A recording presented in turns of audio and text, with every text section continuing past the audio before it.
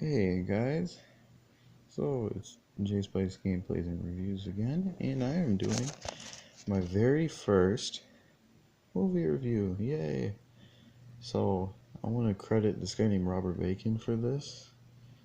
Um, I discovered a podcast of his called Adam Sandler Please Stop, where once a week for all of last year, 2017, if you're watching this in the future, um, you're watching Adam Sandler movie, and then he did a podcast on all of them. And I've been doing that, but I already did Billy Madison and Happy Gilmore. I will bring out reviews for those some other time, but I wanted to do this one because it's fresh in my mind because I just watched it. So I took out some notes. I did all of this on a little movie called Bulletproof, which not many people really remember. When you think about Adam Sandler, obviously you think about Billy Madison, Happy Gilmore, Waterboy, maybe Lil Nicky, Wedding Singer, all of those kinds of movies. But Bulletproof is one that came out in 1996 that nobody really remembers.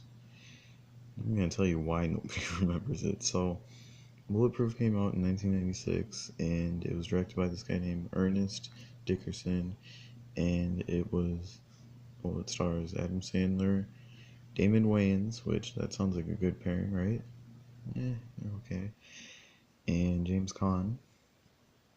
And the basic plot is that Adam Sandler and Damon Wayans play criminals and they're like car thieves. And then it turns out that Damon Wayans' character is an undercover cop. And then he tries arresting Sandler, and then Sandler freaks out and shoots him in the head, which somehow Damon Wayans survives a hit right to the forehead. And that's apparently why it's called Bulletproof. It's pretty obvious, isn't it? Excuse me. And Adam Sandler starts working for this drug lord played by James Caan, and Damon Wayans is assigned to protect Sandler because he's a witness, and they pretty much have to go stop James Caan, and they argue a lot. So I'm going to discuss the pros, the cons, and I'm going to give it a final rating. So the pros are, Adam Sandler and Damon Wayans, they're okay together, like they're good. The one important part of a buddy cop movie, probably the most important part, is having good chemistry, because if they don't, that probably ruins the entire movie, because that's the whole point of it.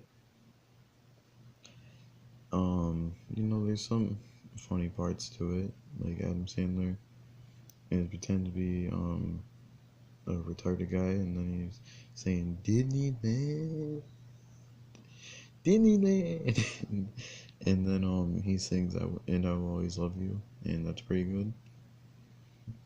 But those are like the only two funny parts in it, and there's this one scene, I'm not going to really give it away, but it's actually pretty suspenseful. It's on a plane, and it's okay. There's Adam Sandler kind of has this thing where all of his movies he just puts in random songs whenever he feels like it, like random 80s songs and stuff. And that's kind of how this movie was, except it had like 90s hip hop and R&B, and it was actually pretty good. And nobody's bad. Like nobody's a bad actor in it. They're okay. They work with what they have. Adam Sandler's like the best part though. Like he's still charming.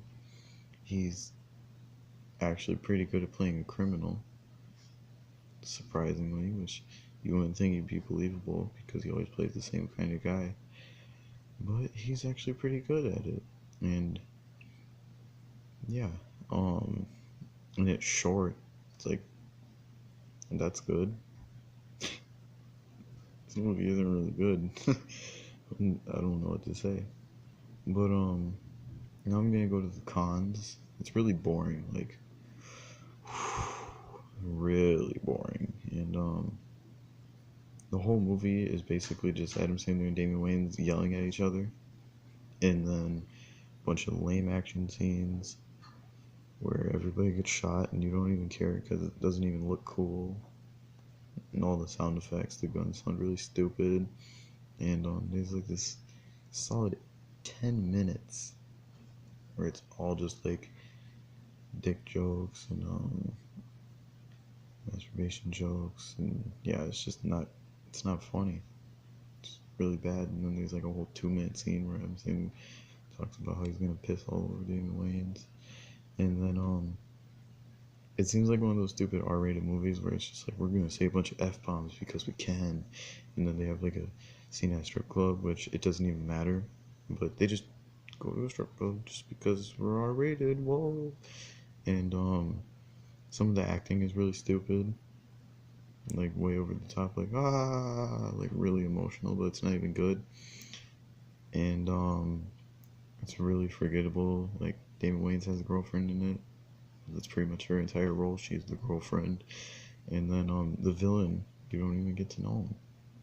Like, I get that the main point of the movie is that it's about Adam Sandler and Damon Wayans yelling at each other because they're like, "You shot me in the head, man. Oh, it was an accident. You're a cop. You were trying to arrest me." And it's just that for like 50 minutes.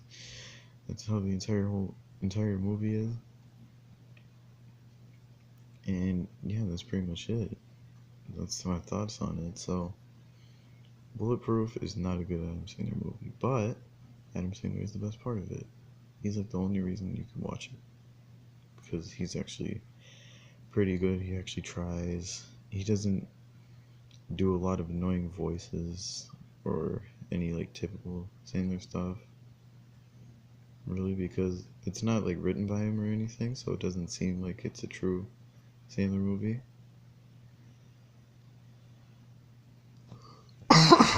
Excuse me again. But yeah, that's pretty much how I feel about it. It's not funny. It's a buddy cop movie, so you need it to either be funny or have good action, or both. It has neither. This is the perfect movie that you can watch on a Sunday afternoon and forget pretty much all of it. So it's not even worth it to watch, pretty much. Just look up Adam Sandler saying Disneyland and then be done. Oh, and also he sings "I Know I'll Always Love You," like I said, and that's also pretty good. But yeah, that's it. So Bulletproof, I'd say it's like a 5 out of 10 because it's got a decent soundtrack. The acting's fine.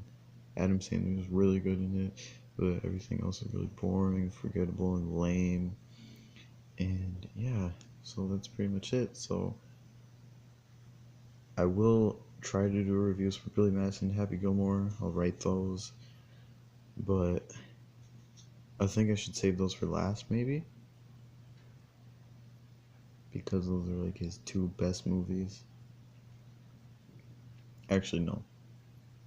Never mind. I'm gonna write out those, film them, and then I'm gonna resume this marathon with The Wedding Singer and Going Overboard, which you probably don't know about because it's the very first movie. Nobody remembers it.